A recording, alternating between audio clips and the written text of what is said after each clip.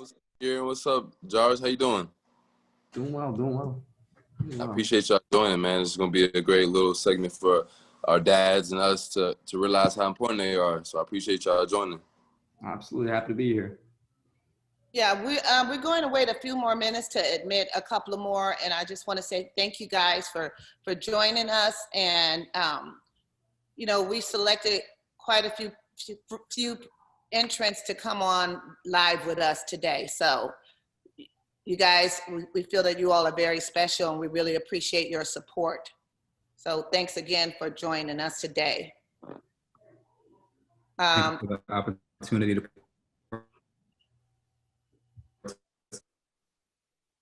I'm sorry, JR, you're breaking up.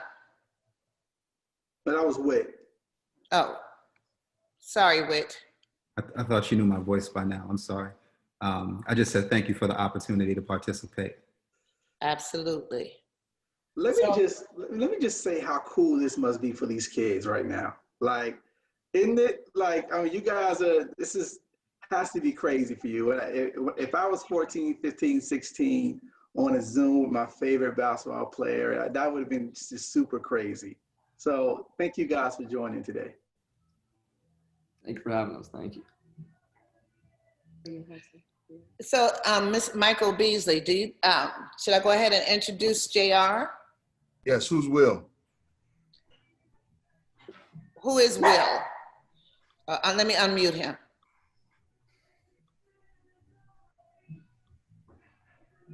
Will, are you, All right, how you doing, boss?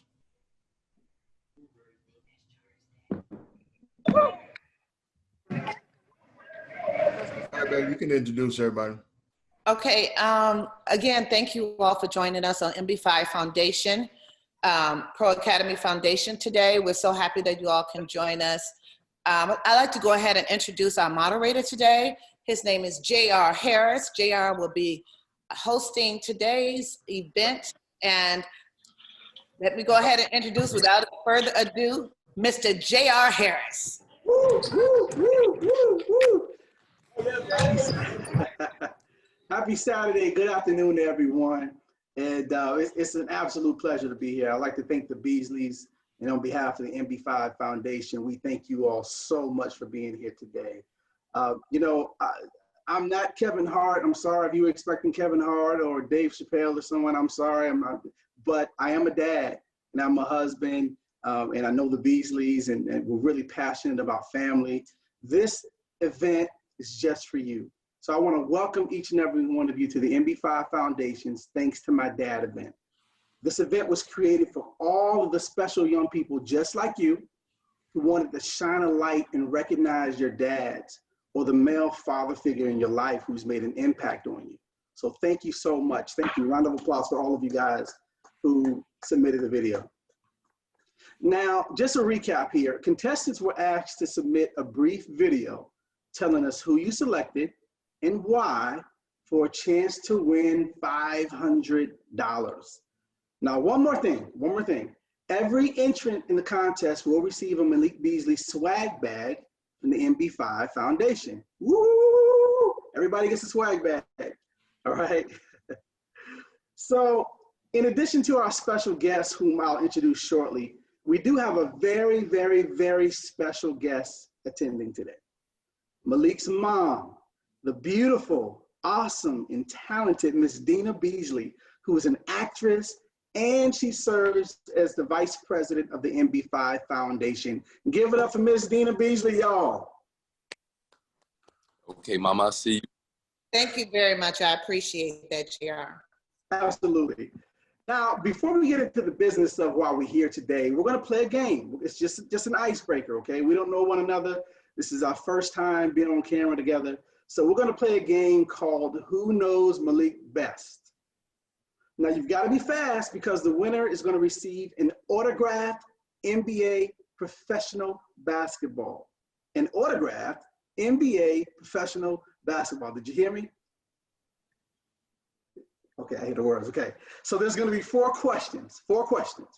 Now, the first, here go the rules. Pay attention.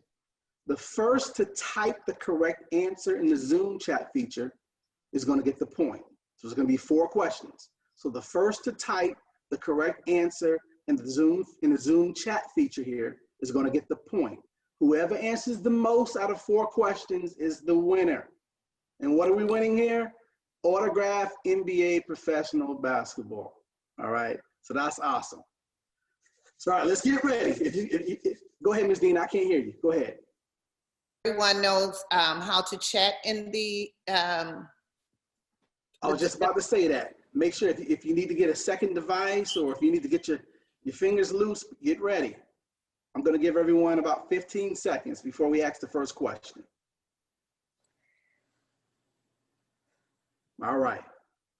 Now, our producers are checking the chat feature so they know who writes the questions first. Here we go. First question, here we go. Remember, we're not saying the question, you're gonna type it in the chat feature. You're gonna type it in the chat, in the Zoom chat feature. All right, here we go. What high school did Malik Beasley attend?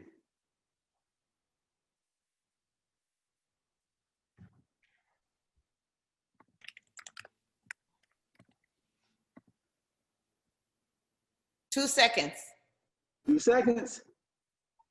The chat did not light up. We got, I got one. You can't participate, man. Oh, my bad. You're a grown man. I'm competitive, man. I'm sorry. I thought I was involved in this. I'm trying to get an autographed basketball. I'm a fan of Mr. Beasley as well. The first person 18 or under to write the correct answer, the first person 18 or under to write the correct answer is the It's not okay if you look 18. Okay, we do have a winner. For this one is Kieran. Kieran Summer. Raise your hand, Kieran Summer. Okay, you got the first one. So let's go to the second question. I got basketball. All right, so y'all see how this is going now, okay? So we're gonna give him the first one. Here we go. How old is Malik? Woo. Got an answer. Jarius, number 1, is correct. Yeah, come on, man. So it's 1-1. I should have known. I should have. Before November, though. So it's okay. Let me tell you, they already know exactly where they're gonna put this basketball. They got the case ready at home. This is competitive. All right, here we go. We got 2 more questions. 2 more questions. Now, if there is a tie, Ms. Dina, do you want to do the tiebreaker question? If there's a tie? Absolutely. Okay. Absolutely. All right, here we go. Question number 3. What movie did Malik appear in? What movie did Malik appear in? That's a good one. That's a hard one. Oh. That's a real hard one. Come on, take a guess. Anybody take a guess. I don't think Malik know what movie he was in. I was just thinking that, but I remember now. We were all in it. Yeah. I like Space Jam, but that's not the correct answer. That's Zay. Zay said Come that, on, Ms. you got Dina. 5 seconds. That's Zay being funny. 5 seconds. I'll give you a hint. I'll give you guys a hint.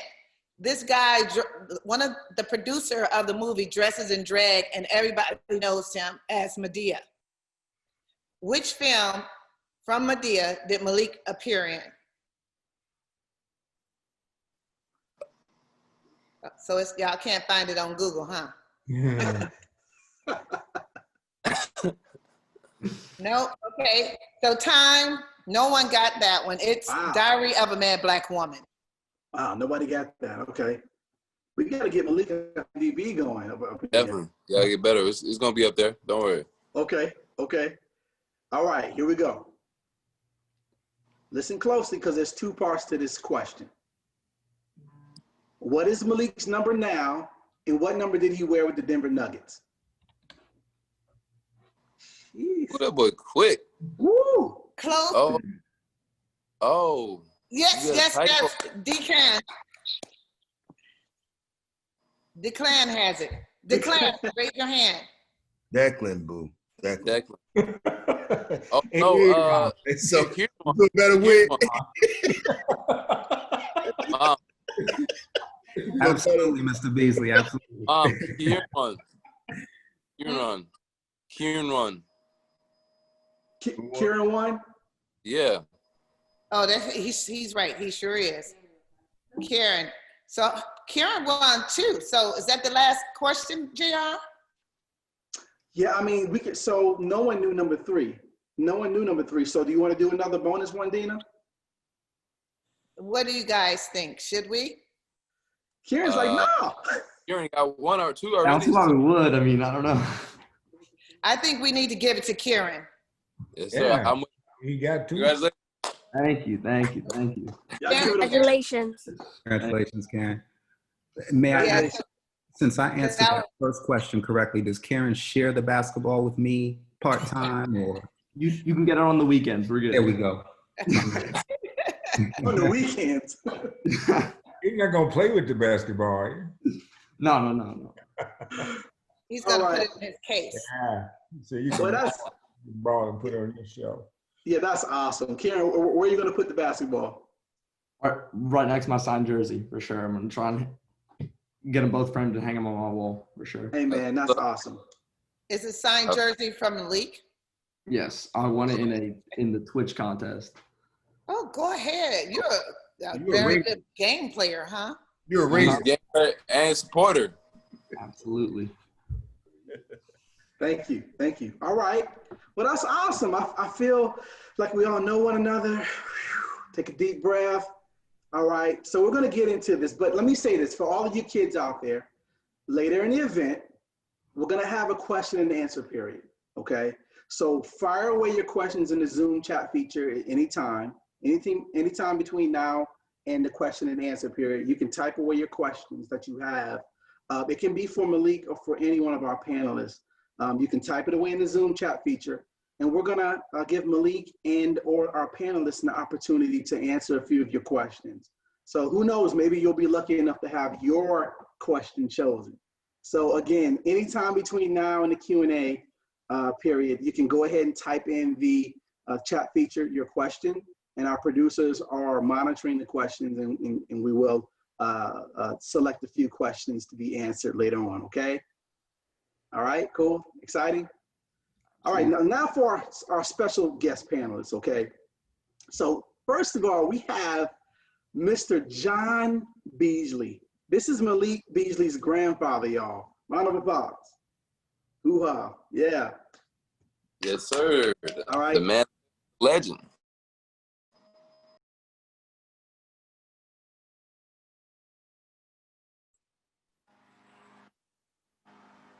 The All right. man, legend. Oh, I think you unmuted everybody. Yes, sir. You muted everybody. Yeah, the producer. All right, I think the producer was trying to mute everybody and they muted me. It's okay. Okay. We're okay. All right. Y'all, are we okay? Yeah. All right. All Yeah, I'm right. Grandpa. How y'all doing? Yeah. So Mr. John Beasley, AKA Grandpa, is a devoted family man and extraordinary actor. John he's best known for his work as an actor in films such as Rudy, one of my personal favorite films, The General's Daughter, The Sum of All Fears, Walking Tall, The Purge, Anarchy. Come on, y'all. In Sinister 2, and one of my real old jewel gem favorites, a movie called The Apostle. That was a great film, great film. Hailing from Omaha, Nebraska, Mr. Beasley founded the John Beasley Theater and Workshop, which is right there in Omaha, Nebraska, to promote live theater, especially works written by or featuring African-American artists. Mr. Beasley is a proud grandpa of 6, including Malik. And one of his proud grandpa moments was when Malik dunked for the very first time ever. Malik was actually in Omaha at the YMCA. John, do you want to share that story? Well, actually, it was 24-hour fitness. 24-hour fitness. Yeah. And Malik and I were in the gym. He was, I guess, maybe almost my height at that time. And we were in the gym messing around with the basketball. And he said, Grandpa, I'm gonna see if I can dunk. And so he went over to the sideline and he ran, and with two hands, he dunked the ball on his first attempt. And so we just erupted, you know. So I ran around the gym. Mike comes into the gym. What happened? What's going on? I said, he just dunked the ball. And so he said he did. And so Malik said, yeah, I'm gonna do it again. I'm gonna try it again. He went on, bam, next attempt, dunked the ball, man. You know, so it was really cool that it happened at that time, and you know, it's a special moment that and to see him now just effortlessly do it, you know, and from where he started, but you know, he had some ups from the very beginning, so it was cool.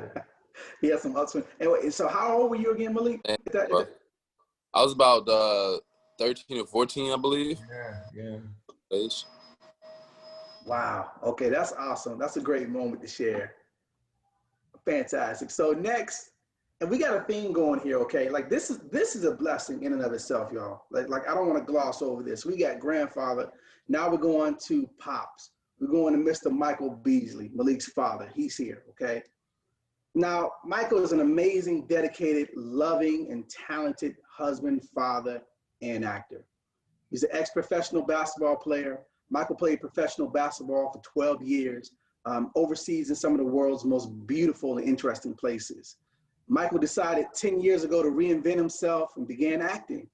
His first movie role was in The Great Debaters with Denzel Washington, that's an awesome movie, great timepiece movie. And Denzel Washington dubbed him the King of the South. And if y'all ever met Mr. Michael Beasley, y'all would know that. Maybe one day y'all get a chance to get some of his barbecue as well. He calls himself the, what do you call it? What do you call it, Michael? Grill Whisperer. The Grill Whisperer. It's legit. It's legit. So, you know, Michael made a big impact playing in other parts such as Murder in Showtime's show called Escape at Dannemora. He's been in Blackish, Flight, Las Vegas, Contraband, Two Guns, Ballers, love that show, Ballers, and many more films and television shows. Michael's a fantastic father, loves his family. He's an extremely proud dad of 3 children, Darius, Malik, and Micah. And he loves to take credit and teaching Malik everything he knows. One thing that's really cool that Ms. Dina shared is that Malik calls you Superman, Michael. And he always says that he's happy to be 50% of you, but he's working to be 100% of you. Do you want to speak to that, Michael? Hold on. Oh, man. Stop crying. No, we always say that we each other's half because we that's how tight we are. That's my baby. Malik, what does that mean, brother? You're happy to be 50% of Michael, but you're working to be 100% of him. I mean, it just means the basics is right there, man. I love everything he preaches and teaches me, and I just take it in from him and learn from him. He's been everywhere in the world. He has been through the experiences that I've been through, so I just try to use his knowledge and use the best of me. And that really started at a young age. He was number 10 his whole life, and in high school they didn't let me get 10, so I chose the number 5 to be half of him, and that just created my legacy and be 5. So everything happens for a reason, and I'm just blessed to be my guy's other half. You know what I'm saying? But I'm just better other half, though. I'll tell you that. I can't even argue that one. That's so sweet. Oh my God. Who's cutting onions up in here, man? Who's cutting onions? Who got onions? That's awesome. So next we have Mr. Whit McKnight, okay? Whit McKnight, he joined the Westminster family to teach 3rd grade in 2005. In 2014, Whit became the head of lower school at Westminster. He reshaped both the curriculum and the layout in Love Hall, introducing an innovative schedule and curriculum that ultimately led to the construction of the innovative Village and Playscape, which is a playground inspired and partially designed by Love Hall's very own students.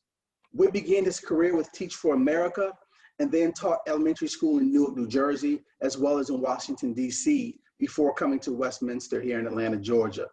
In 2017, Whit was named one of Atlanta's top 40 under 40 by the Atlanta Business Chronicle. He is also a member of Leadership Atlanta's class of 2018. And I would say, most importantly, he and his wife, Jamila, are the parents of Whitcliff Jr., Trey. I'm sorry, the third, which they call Trey, which we all call Trey. And Trey is a member of the class of 2027. Did I get that right? Trey is the third. That's where Trey comes from, right? That's right. He is the third. Thank you for that wonderful introduction, JR. It's an honor to be here amongst the Beasley family. And thank you for this opportunity to participate. I'm looking forward to the dialogue today, for sure. Thank you, brother. And last but certainly not least, you know, let's keep it real. Everybody came here to see Malik. They came to see Malik today, all right? So last but certainly not least, we have Mr. Malik Beasley himself. Professional basketball player, businessman, and father. Malik currently plays for the Minnesota Timberwolves and was a rare one-and-done standout with the Florida State Seminoles. A dynamic athlete, prolific three-point shooter, and a passionate dad. Malik loves challenges, competition, and family outings. He spends most of his spare time running several businesses, including Beasley Sports, Airplane Mode Lifestyle. Show that hoodie off, Dad. Oh, that's MB5. Anybody got an airplane mode today? Nobody has airplane mode? No, MB5 is really hitting it though. MB5 today is hot. And obviously his foundation, MB5 Pro Academy Foundation, which is why we're all here today. You know, this young man really makes every moment count. And you can catch him walking around the gym with his son Mekhi on his hip or actually working out with him. So I don't know if Mekhi's gonna be a future NBA star or not, but it looks like he's well on his way. Malik, thank you. Yes, of course. Well, he's working to be that. I'm not gonna pressure him or anything. He loves himself already now, so that's a blessing. But I appreciate you guys, and I appreciate you joining here and recognizing how much important our fathers are. You know, our mothers do a great job every day, but our fathers are the ones who put in the hard work and, you know, don't get the credit they deserve every day. And I just want to thank my dad, my grandpa for even getting us here and just continue to get the blueprint and making me become a better man and person for my son. And it's crazy that we have 4 generations of fathers in a lifetime. So it's a blessing for my grandpa to see my son. So it's just crazy to see how everything has played out and like how the family cycle continue to grow and continue to improve our successfulness. Absolutely, absolutely. I think it's going to be a beautiful thing, and in a few years we'll be able to do another one of these, and Mekhi will be able to speak for himself. That'll be a beautiful moment. That's going to be crazy.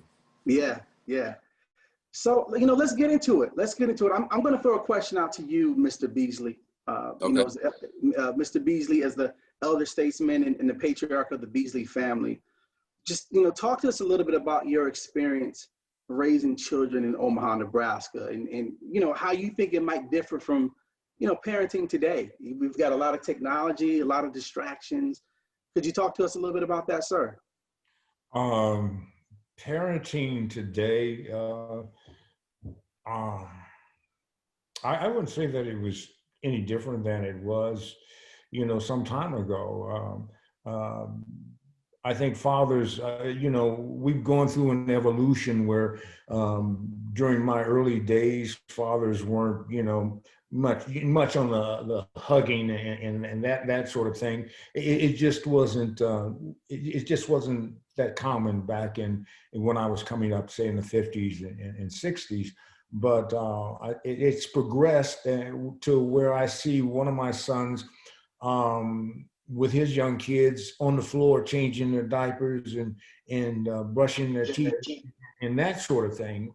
Things that, you know, at one point of time were left for women to do. You know? But so you know, fathering has changed. I see that with my sons. But I think that you learn from your father how to be a father. You know, whether that father is there or not. You know, my father wasn't around, and when I became a father, I wanted to be the kind of father that I wanted, as opposed to the kind of father that he was. And now, as it goes on, and then, you know, the next generation where you have Malik saying, "I want to be the kind of father my father was." You see, so, you know, one of my proudest things and I've received a lot of awards. I've done a lot of, I've been in a lot of productions. I have a pretty extensive resume. But the thing that I'm proudest of is my two sons and the fathers that they turned out to be. And that's more special than anything else, seeing a Black man be a father, be a real father, be there for, his child, and that's the most important thing. And so I don't think that parenting is any different, whereas, my other son, not Mike, but, if his kids act up, he gives them a timeout or something like that. Maybe not even a timeout. He kind of, it's a different philosophy, maybe, than spanking their butts, but old school, yeah. Then going old, I think going old school is effective, but there are other ways too to get to your kids, because it came to a point when I was raising my boys that I just know that the old school way wasn't the right way to go. Mr. Beasley, we were talking a little bit pre the event, and you grew up during a time where it's pretty serious times. There wasn't a whole lot of playing around, and coming up in the 50s, up in Omaha, Nebraska. I'm gonna go out on a limb and say that you probably had the bug, got bit by the acting bug early, but I know you didn't get into that until much later in life. Was your father supportive of you going into the fine arts? Was that something that? My father didn't come along and see me in anything until I was in college. And then he became a fan. He didn't see me achieve the success that I eventually had in his lifetime, but he was a big fan. He knew I was going, he knew what, that I knew what I was doing. And so he wasn't much of a fan, but I didn't really think about acting until I got to high school. And even though I liked to do things in front of the class, I knew I liked to do that. Originally, I thought I would probably be in a singing group like the Temptations, Yeah. Because I used to like to sing, did talent shows and that thing. But once I got into high school and I would have speech classes and the things that I would make up and when I would talk, people were listening. And so I had a teacher that told the dramatic arts coach, he said, I think John would do well in your class. And so he came and got me and he put me in a play.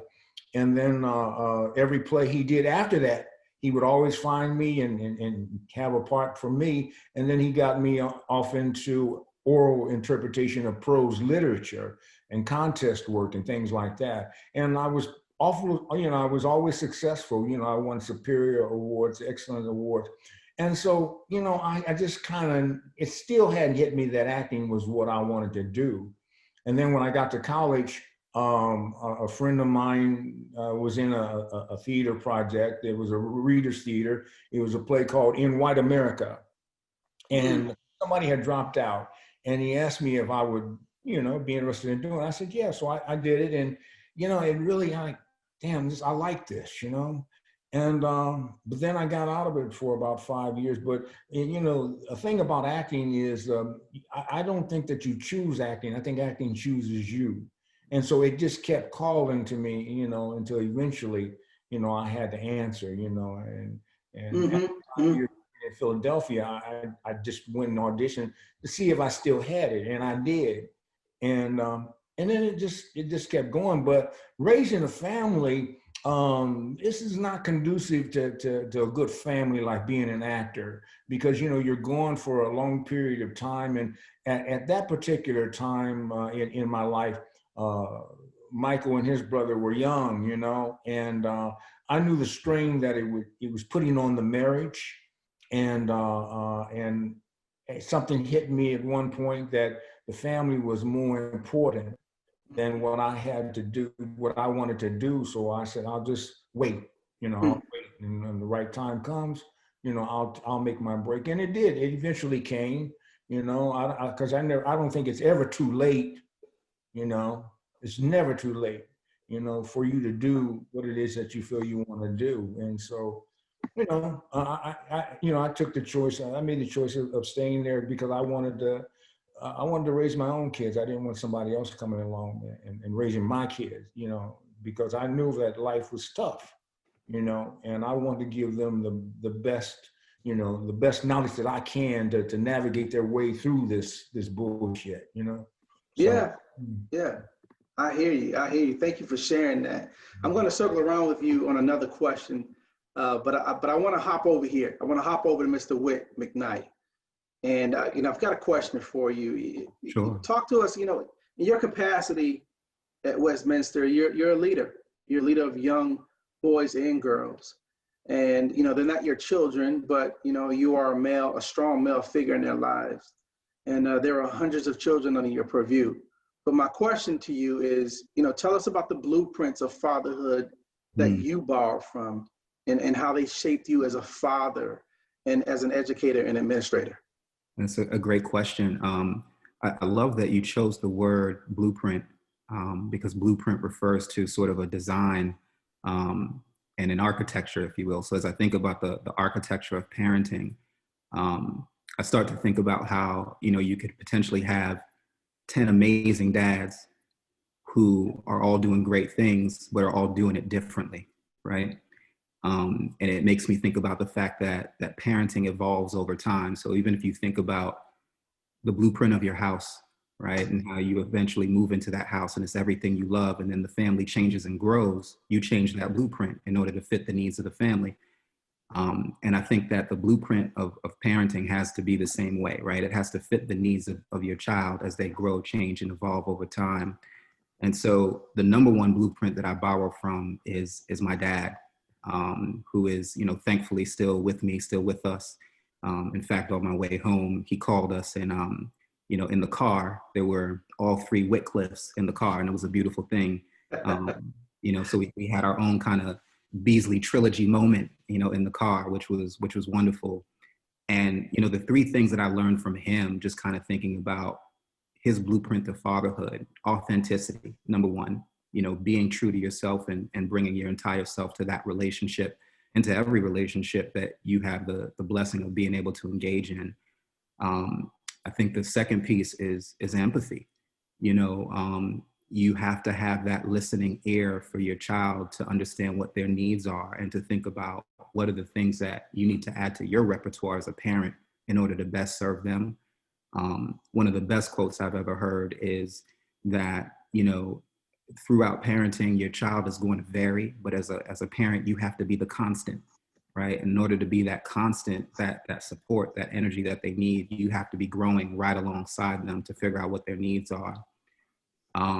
The third piece is probably the most important, and that's presence, being around, being visible. And, I think those three things operate in a way kind of compounding and side by side with one another in order to position you to be the best possible parent that you can be. And I think about the way my dad parented me, and I see some things that are analogous, some things that are the same, but I see some things that are totally different as well.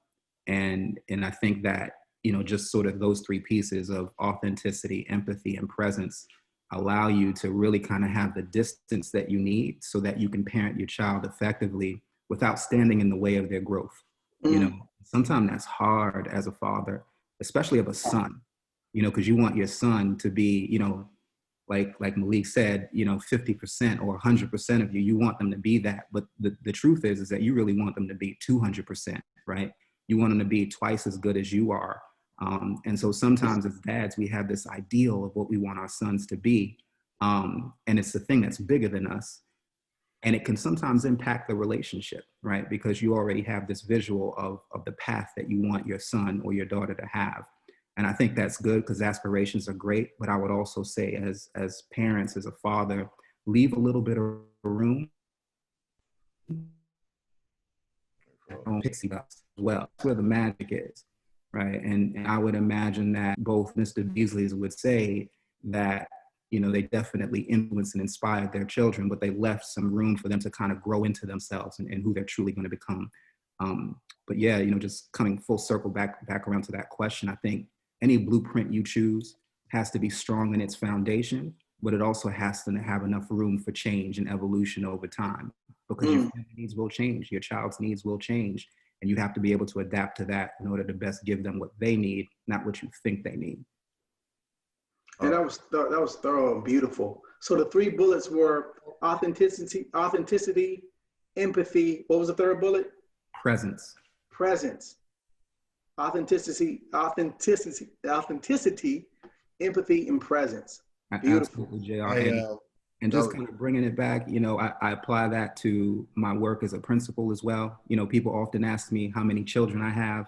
And at one point I was my son's principal. So there are 496 students at my school. And I would say I have one that I take home with me, but I have 495 children, you know, so I apply those same principles to my professional work as well. And I see them all as if their last name is McKnight, for sure. Beautiful. I got to go with you, Malik. Makai just made an entrance. Thank you, Whit. He stole the show. As soon as Makai made an entrance, everybody's face just kind of went to that square. He's like, yeah, what's up? Say what's up. He's say like, hi. Say hi. You not gonna say hi? Say hi to Mimi. Say hi, Mimi. Oh, you acting like that. Say hi, Papa. Yeah. No. All right. Hey, how old is Makai? He's 18 months, going on 19. So this is perfect. This is actually perfect timing, man. So, you know, my question to you is, having a present not just a father. Hey, Makai. He just woke up, so he's trying to wake up. And I'm gonna, after I ask this question to Malik, I'm gonna circle around to a couple of the kids here, because I know your wheels are spinning here, okay? But yes, sir. But Malik, I mean, not only did you have a present father and an active father who was authentic and present and showed empathy, you had a grandfather. I mean, that's such a blessing. I'm watching you with Makai right now. How is it impacting you as a father? It's been, honestly, it's been crazy. Like it's just he changed my whole life. Honestly, when I come home from games, like I can't be mad about if I didn't score a lot, or if my team didn't win, or if I play bad on defense, because no matter what, he'll come home happy and just happy to see me. So that's been the biggest lesson I've learned, is that reality is right here in front of me at all times. When I get down, reality is with me at all times. And, you know, like, the stuff that I always want to do it's not about me anymore. You know, you got to think about other people, and that's like the main thing for him. And for my son, like, I want to see him grow and be the person he wants to be. Like, look at him. He's trying to figure out, he don't know what he want to do. And that's my challenge every day for him is to whatever you want to do, I'm gonna support you and be there for you, baby boy. And that's the main thing. It's just a blessing to see that, you know, you can put him in front of yourself, and it's a great reason to do that. Do you see Michael in yourself? In certain things that you say and do with Makai, do you see Michael in yourself? Oh yeah, all the stuff that my dad and mom used to say to me, I say now. So I'll be like, you want a reason to cry? I'll give you a reason to cry. Or like, you want to go to timeout? Just all those little things, just like that. I always tell my mom and dad, now I see why y'all get on people about cleaning up your house and feeding him and things like that. Just little things. Great. Man, that's beautiful. That's beautiful. Go ahead, Ms. Dina. Go ahead, Ms. Dina.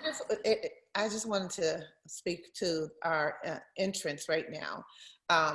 Jarius, I know your father takes care of you, and I think he's there today. Is that correct? You have to unmute. Let me unmute you. Okay, Jarius. So is your father there with you today? I think he left. Okay, and so tell me again, what was one of the most important things your father taught you? One of the most important things that my dad taught me is like learn how to play basketball, all those little things that he taught me during my life. So clean up my room, you know. That's a great one. Try to be responsible. Is your room clean now? A little bit. Okay. Okay, and I wanted to get over to Declan. How do you say it? Declan. Declan. How are you, Declan? Good. How are you? Good. Declan, how old are you again, honey? 13. 13. So what are some of your responsibilities? My dad taught me how to like pick up after myself and be responsible. Mm-hmm. And like help people if they are in need. That's beautiful. Do you have any brothers or sisters? I have 2 brothers and then a foreign exchange student. Okay, are they older or younger? Older. Oh, so I would assume that they're teaching you as well. Yeah. Great, great. And so how do you feel that you're doing? Are you learning a lot at this age, or are you like rebellious and don't want to listen? I'm learning a lot, but online school is kind of hard. I can understand that being a teenager is not easy. So thank you very much. And then my guy over here, Kieran. Is that how you say your name, Kieran? Yeah, Kieran. Kieran, that's a beautiful name. How are you today? I'm great. How are you? Great. I'm so happy that you joined us. I think you're probably one of the oldest entrants today. So how old are you? I'm 19. Yeah, 19. You just got over that hump, huh? Yeah, that's why earlier someone said it. Everyone below 18. I was like, all right, cool. Well, we saw your video and we were impressed by everyone's video. And there was a question I wanted to ask, if you don't mind. Are you in college now, or are you still in high school? I am. I go to FSU right now. Okay, so go Noles. No, absolutely. Yes, sir. He's been there I've seen him at Florida State. I've seen him in my first game as a Nugget. He was there from my first game back when McKnight was born. Wow. So you are a super fan. Absolutely. We're gonna have to give you something special for that. So did you mention that you wanted to become a professional basketball player? That was not me, no. No. Okay, so tell me again, what are you in school for? I'm going to school right now for finance. Excellent. So you'll be able to take care of the NBA players' money, correct? I hope so one day. It's a dream job of mine for sure. It's to do something involving finance and sports. Well, you got a great community to build that around. We're building a lot of young goats around me, Absolutely. So is there so tell me one thing that you really love about your dad. Oh, geez. One thing, yeah, just one. It's tough, but that's beautiful. He no matter what he does, it's always just for the best for me.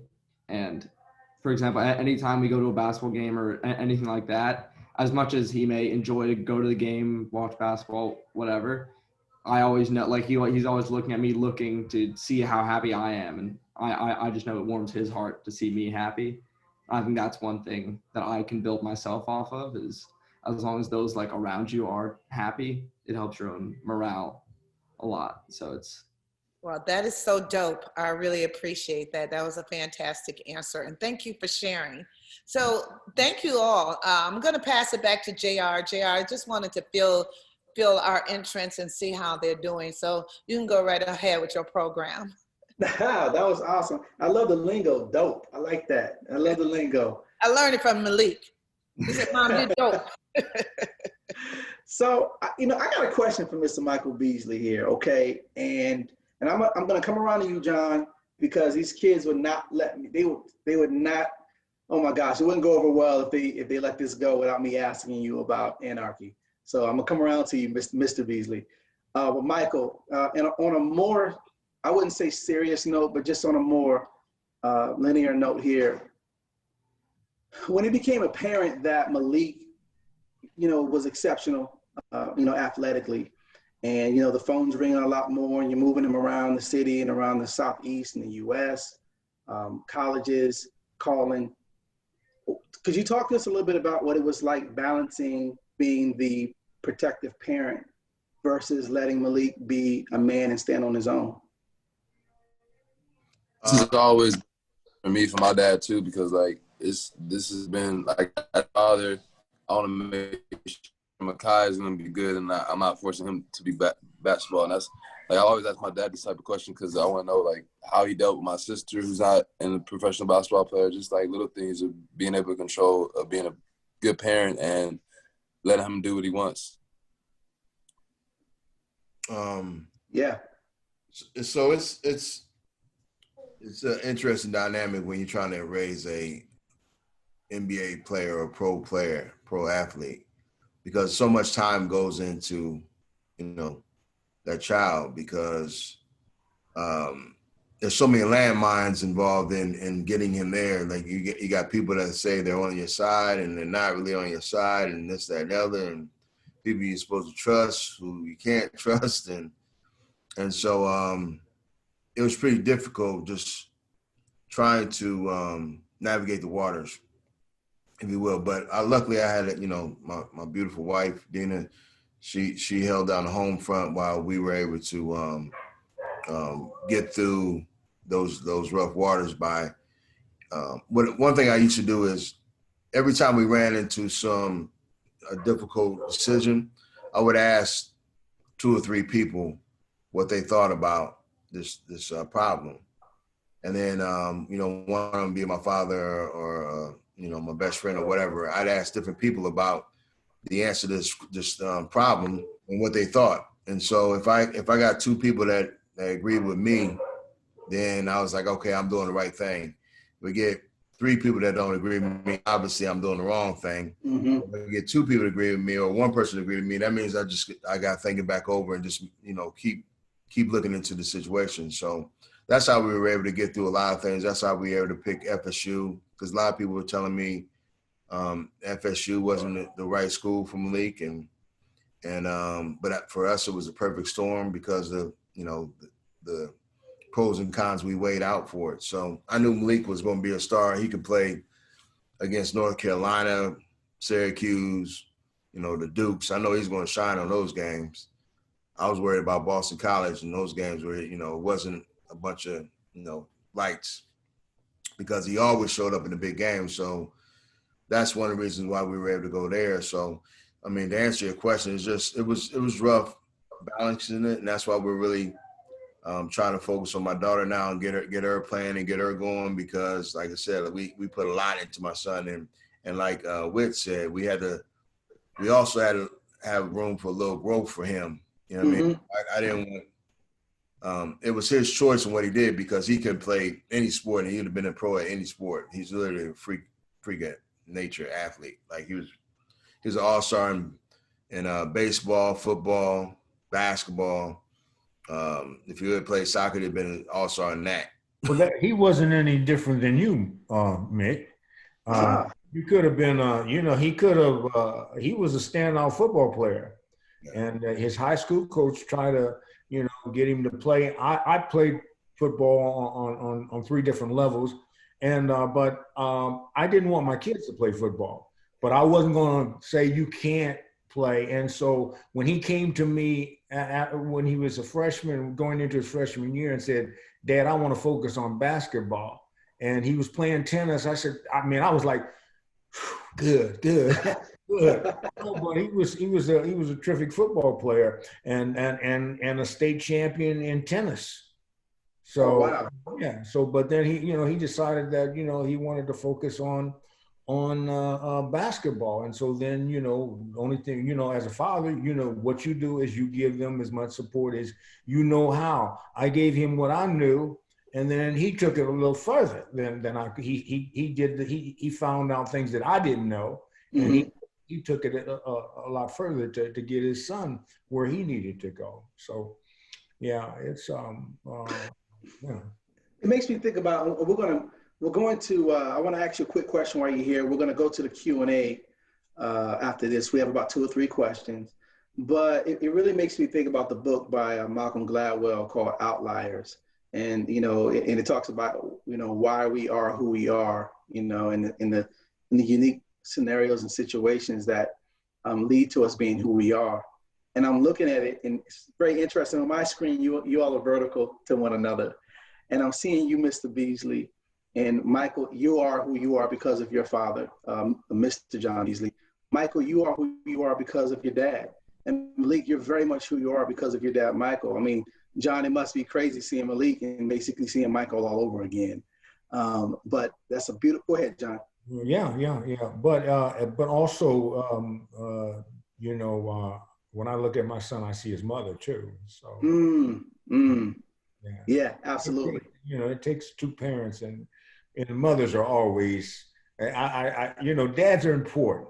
They need to be present. They need to be present for their children. But without a good mother, the family doesn't function well. Yeah. This is thanks to my dad, though. So takes a good woman, Michael said, "This is thanks to my dad." The women later. We'll get the women on Mother's Day. Dad. Thanks, Dad. I like that. We'll talk about mom later. Yeah. So Good job, Dad. Yes. So I want to ask this quick question. Good job, Dad. Yes. Mr. Beasley, I want to ask this quick question before we go to the Q&A, because I know these kids will kill me. Anarchy, is that the movie that people notice you in the airport and when you're out and in the grocery store? I mean, talk about that. Young people do. A lot of young people do.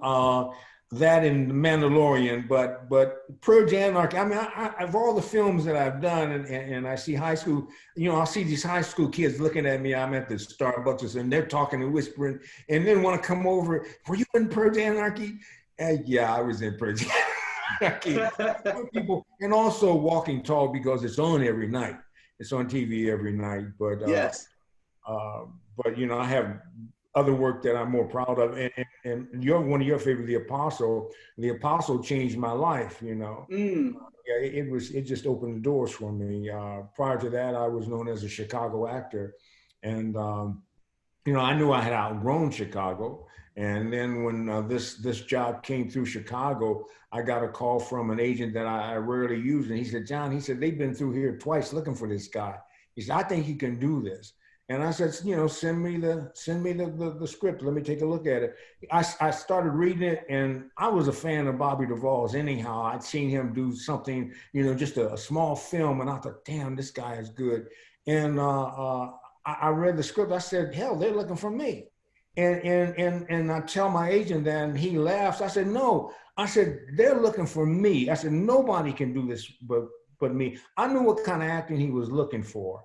And I didn't see a Morgan Freeman. I didn't see a Charles Dent. I didn't see nobody doing that but me, because he was looking for real people, believable people, real people, and as opposed to acting. And if you're not an actor, you might not understand that. But in The Apostle, there were a lot of real people. The women, those churches, those were really people that he had found in an 11-year span of him traveling through the South in different churches and things like that. Those were real people. And so he had to find actors that could match those real people. Yes.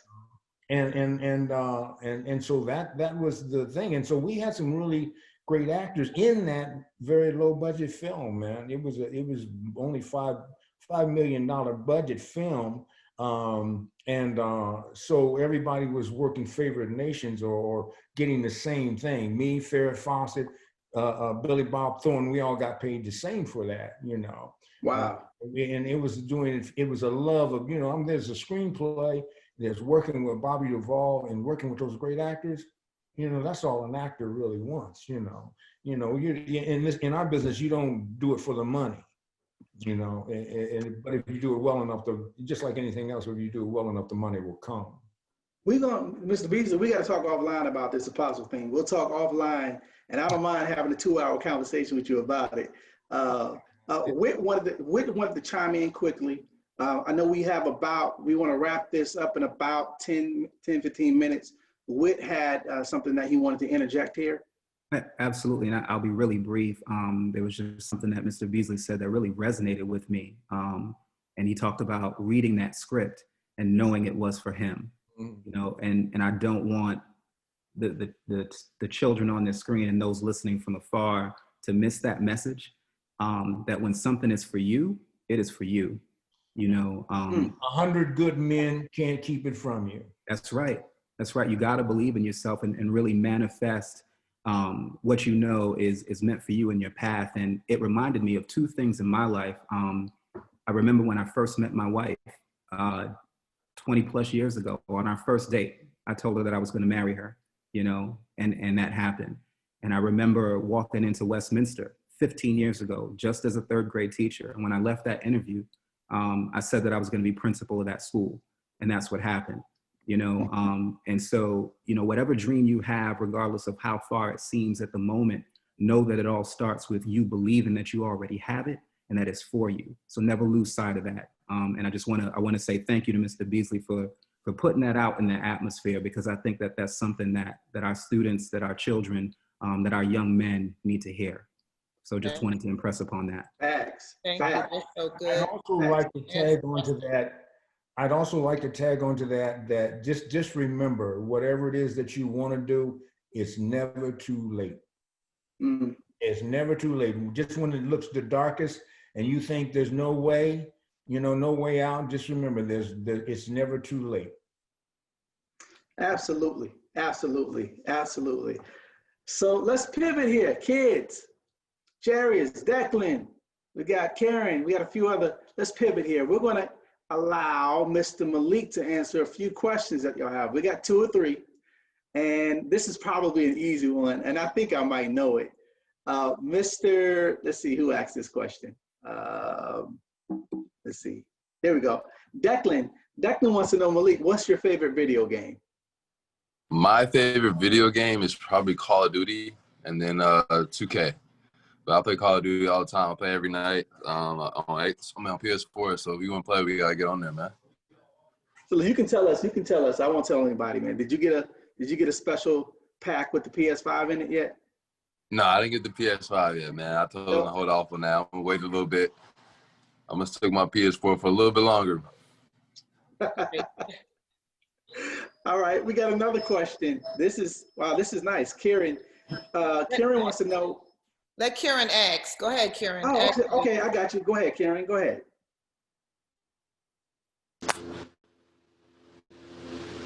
You're on mute, Karen. Okay. Hold on. Still Before we on go to Karen, hold on, Karen. Before we come to you, Karen, Declan, since you didn't get to ask your question, did you want to follow up about 2K or Call of Duty? Declan, go ahead. Go unmute. There you go. I'm good, but 2K favorite game. Okay. Who's your favorite player? I mean, who's your favorite team? Timberwolves? Timberwolves. Okay, all right. All right. Go ahead, Kieran. All right, sorry about that. So my first question was, how did you choose the name McKnight for your first child?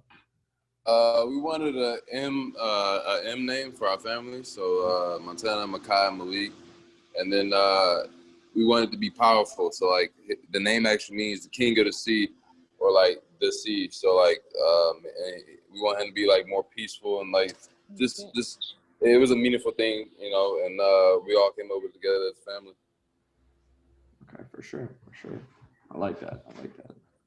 And then I don't know if I can just go back to back, but my other question was there always like a confidence that you were going to make it to the league, like dunking at such a young age and all that? Like, was there always a confidence? I didn't build my real confidence to know that I was going to go to the league until like middle of high school. But I knew that I could get there as a kid. That was always my dream, but I didn't pursue it and make it a reality until high school. Like I would work out more. I would watch more film. I would ask questions. So, and then when I got to Florida State, I knew I could get there because I was able to put in the more work and see the work separate from others. Sure. Kieran, one thing that did happen though, we were Malik was in high school. He's about 17 years old, and we were playing against. They had asked him could he play in a pickup game against Atlanta Hawks, some Atlanta Hawks players, and I was like, yeah, I just want to see how good he is. I'm thinking he's gonna get his butt kicked. And this boy goes out there killing them, like scoring at will. And I'm like, what the hell is going on? We're sitting on the Yeah, that's how I met Dennis Schroeder and Paul Millsap that day. Yeah. I met. So he's sitting on the sideline. Mike's sitting on the sideline. So he comes out one of the games, and one of the overseas guys is like, so who you play for? Yeah. Mike's like, no, sir, I'm in high school. He said, come on, man, seriously, who you play for? I'm no, sir, I'm really in high school. He's like, yeah, they didn't know. Put He one. was giving it to him. He was giving it to, and that's when Dennis Schroeder said, he introduced him. He's like, "Yo, this is my friend. He's gonna be in the league next year." Wow, and that was true. It came true. So we have time for one more question, JR. Which one is that?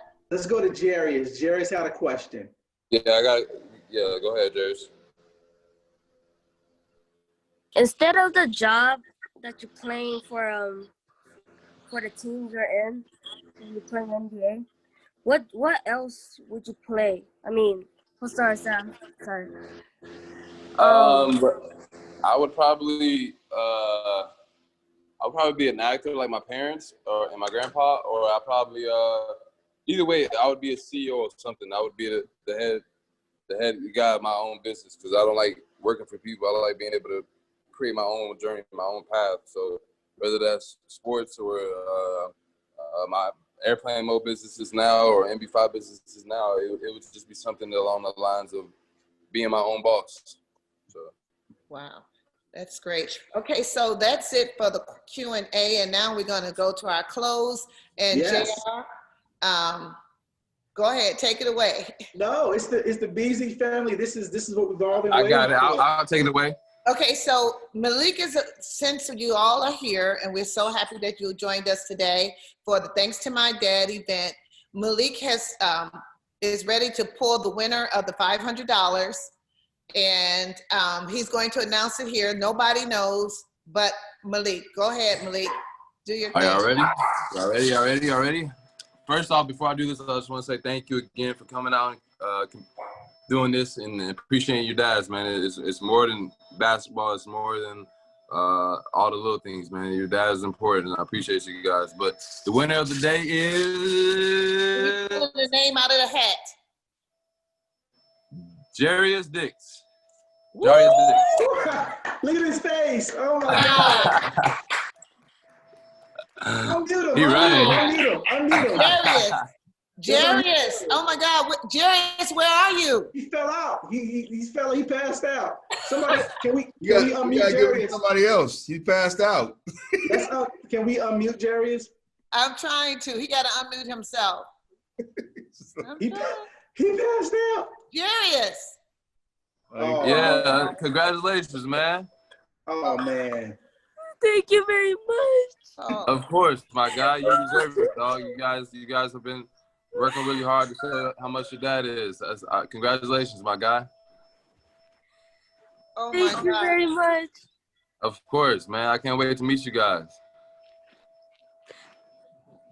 That's love, man. We're here for you, brother. We're here for you. We're proud of you. Okay, so Jarius, after this Zoom call, I'm gonna give you a call, okay? Okay. And we're gonna coordinate with you and your dad to pick up your check for $500. I wanna say to also all the contestants here, you all win because you're going to get a swag bag from MB5 Foundation. Kieran, you won a basketball, and Declan.